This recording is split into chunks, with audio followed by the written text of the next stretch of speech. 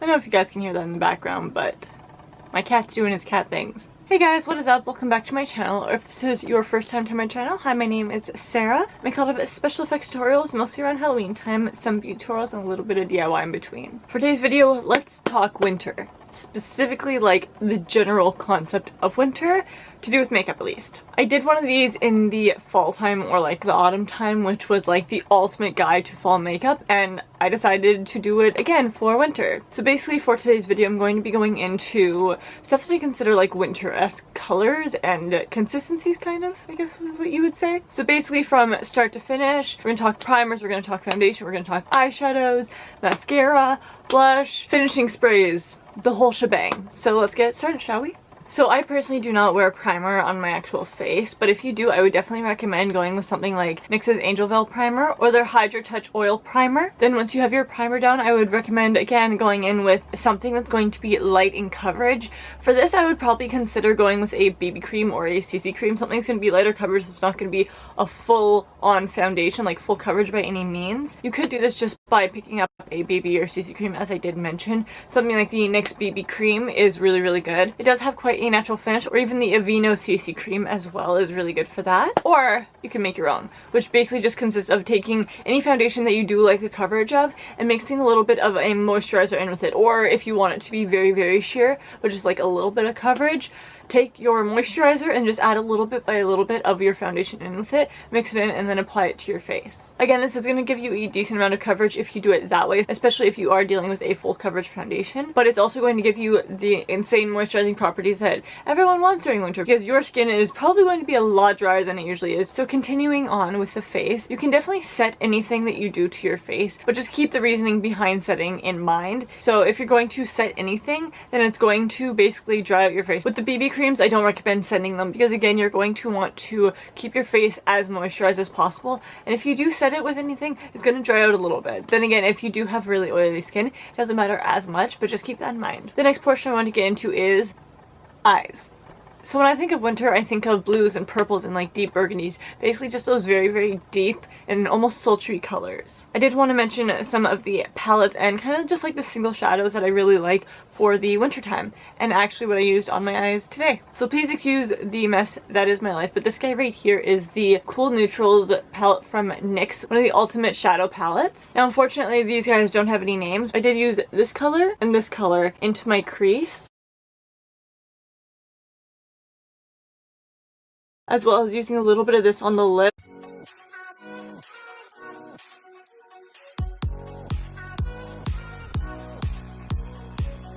Although it doesn't really show up that great. But for here, obviously, as the name suggests, it's going to be all very, very cool tones. So on the bottom you got your very, very cool tone, so it's going to be like a gray, and then very cool toned browns. And the last one is going to be a purpley blue color, and then you continue on, you got more browns, and then more almost peachy tones, and then very, very peach. But again, staying in the cool tone family. I also really like the NYX Perfect Filter palette. This one is in Gloomy Days, which is kind of perfect for winter if I'm being honest. As for these guys, the color story is pretty basic as it is. You got, again, a lot of cool tones. You got some transitions in here, which is going to be that one and that one depending on your skin tone. You have 3 shimmers in here. One that's kind of like a dual chromatic shimmer, which you can't really see on camera. But I swear it's pretty shimmery and very dual chrome. Then you got your very cool tones, like your brown, your blue, your gray, and then your very dark gray. Please excuse my voice, apparently I am going through puberty. When it comes to mattes and cool tones, my favorites are probably going to be Backstage from ColourPop, getting right into shimmers or dual chromatic finishes, there's Baseline from ColourPop, Glass Slipper from Makeup Geek. A smaller palette is from Wet n Wild that has definitely some very, very cool tones in it. This was from one of their holiday collections, which was the Hot and Cold, so this is going to be the cool one. And for these, they do say on them what they're supposed to be. They are engraved in each color what you're supposed to do with them. For example, this guy says transition, this one says brow bone, this one says crease, and I think this was eyelid.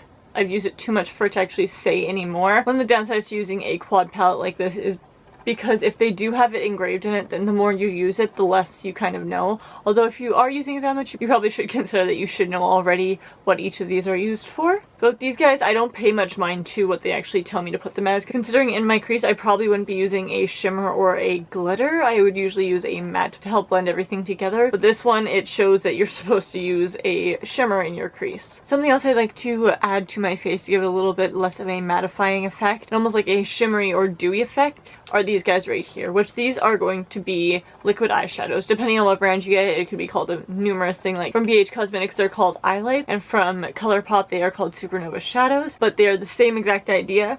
Basically, you're just going to want to stride away from the mattifying effect because you do not need your skin to be any more dry than it already is. Dewy is in and matte is out. Matte's in for summer, matte's out for winter. We don't like matte anymore.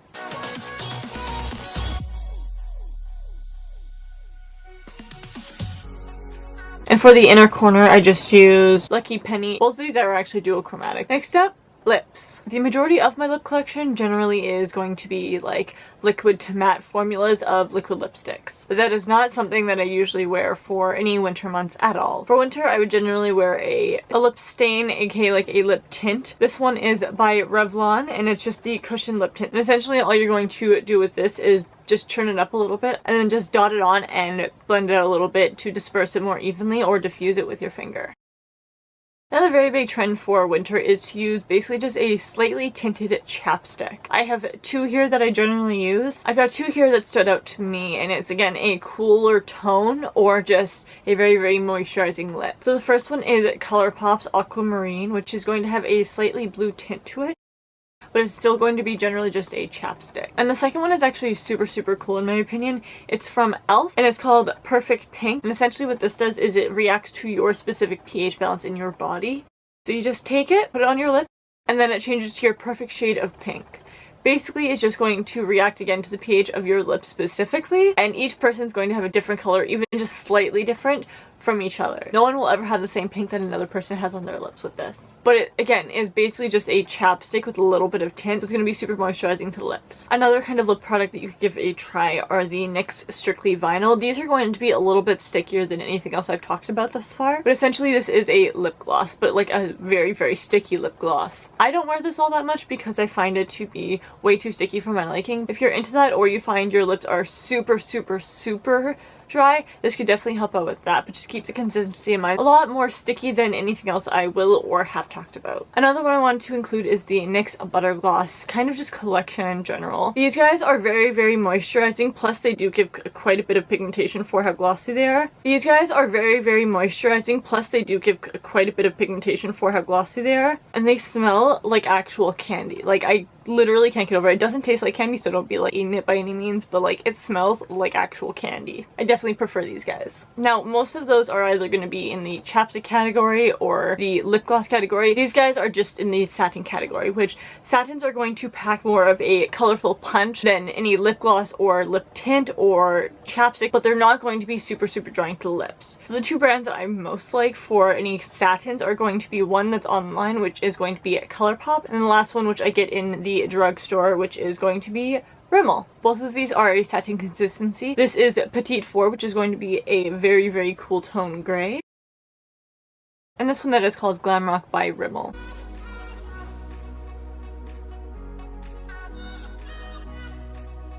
For mascaras, I don't really have any suggestions on anything that's going to be more winter-esque. I literally just recommend my tried and true Milk Makeup's Kush Mascara. This is my favorite mascara of all time by any means. Hands down. Literally hands down to the ground, favorite mascara. I am lastly putting these two guys in basically the same category because I don't generally wear a lot of face makeup. I don't really have a lot of face products for it. And the same rule is going to apply to both. So the blush that I tend to use during the winter months is going to be a cream to whatever consistency. The majority of it, you want it to stay a cream consistency because it's going to be a lot more nourishing for the skin because it doesn't have that dry down time, which is going to start to dry out your skin a little bit. Something like the Milk Makeup Holographic Stick, or really any of their products actually, are more of a grease or oil consistency. So these guys are going to be really great to put on your skin. It never really dries down. It does keep that slight tacky feeling to it. This is Rose Royalty. It's just going to be a cream blush. It's just going to be a little bit of a flush of color just to add a little bit into your skin. Basically just so you look less dead during the winter months. If you find you don't like the consistency of something like the Milk Makeup sticks, you can definitely add something over top to set it. It's going to be quite a bit more intense if you add something over top because you do have that sticky base, so it's going to really take to the pigment. You can add something over top like this guy right here, which again is a part of the Ice collection. This is going to be a very icy blue color, so this in conjunction with the holographic stick, my god, that would blind for days with your highlight. But as I mentioned with the face, if you're going to set it, it is definitely going to take away some of the moisturizing properties. And to finally finish this off, I do want to just recommend the Dewy Finish from NYX. You can actually use this as a multi-purpose if you are into like the glitter aspect of life. What you can do that I've seen Victoria Lynn here on YouTube do a lot, you just kind of spray it along wherever you want the glitter to be. She mostly does it around her chest area. You just spray it on and then you add whatever glitter you want to. So it still has that shining aspect if you're not using a mattifying setting spray. It's going to have that dewiness, obviously because it is a dewy setting spray, but it's also going to be able to add that glitter to it because it's going to be still a setting spray. You can do that, or you can use it just as a general just setting spray. So it is incredibly hydrating and it's going to help you out with your skin during the winter months, but it's also going to be, again, long-lasting setting spray. Another thing that kind of ties in with that, so it's going to be very moisturizing, but it's also going to be kind of slightly a setting spray, is the Avent Thermal Water. You guys have probably heard me talk about this 1,010,000 times on my channel so far if you watch any of my videos. This guy is the ultimate savior to my skin. I'm not going to go too much into the actual skincare aspects of this, basically just going into why it will help out with your makeup. But essentially just spray this onto your skin after you've done all your makeup. It will help set it in place a little bit, but it also just helps melt everything into your skin and moisturize your skin to its full capacity. And in the morning it also helps wake you up. That's a lot of talking. I do hope you guys found this video helpful by any means, and as we're slowly approaching actual winter, I hope you guys maybe find a couple products within this video that you do like. But that is it for today's video, and I do hope you guys enjoyed, and I'll see you in the next one. Bye guys!